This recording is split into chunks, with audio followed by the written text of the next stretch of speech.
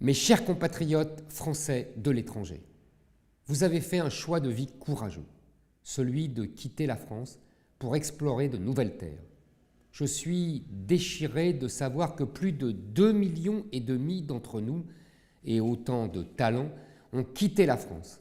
Mais j'ai aussi un grand respect pour cette soif de découverte et d'aventure qui a toujours animé le peuple français. Vous êtes les héritiers de ces pionniers qui ont traversé le monde et, ce faisant, vous participez à la richesse de vos pays d'accueil respectifs, en y étant toujours exemplaires et parfaitement intégrés. Vous nous faites honneur et faites rayonner la France. Pour cela, je vous remercie. Je tiens à vous rassurer. Élu président, il me tiendra particulièrement à cœur de permettre votre expression et votre juste représentation et ainsi, en collaboration avec vos députés, conseillers consulaires, ambassades et consulats, d'écouter vos témoignages et vos idées.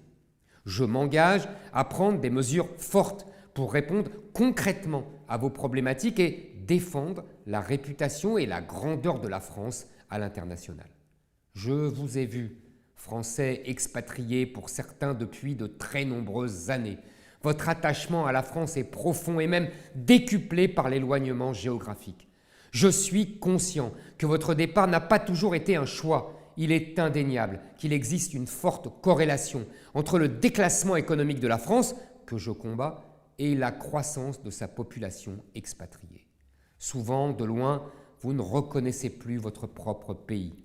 Je veux donc être le président qui vous rendra la fierté d'être français et de défendre une nation qui vous considère et vous écoute. Vous avez été ignoré par Jacques Chirac. Vous avez été accusés d'être des fraudeurs fiscaux par François Hollande. Aujourd'hui, Emmanuel Macron poursuit la multiplication des discriminations à votre encontre.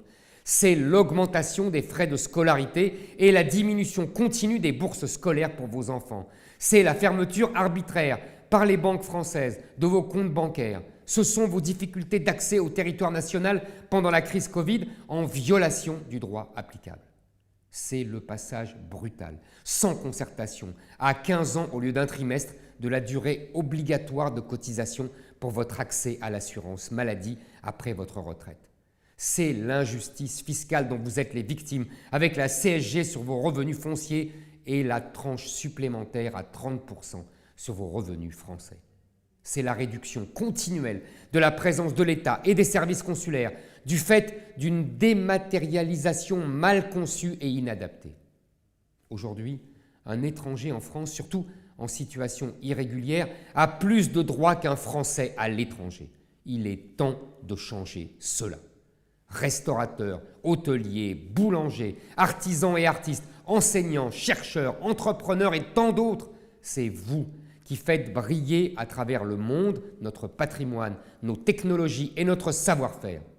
J'en appelle donc à vous, au nom de notre amour commun pour notre nation, à rejoindre nos efforts de reconquête. Nous avons besoin de vous. Vive la République et surtout, vive la France!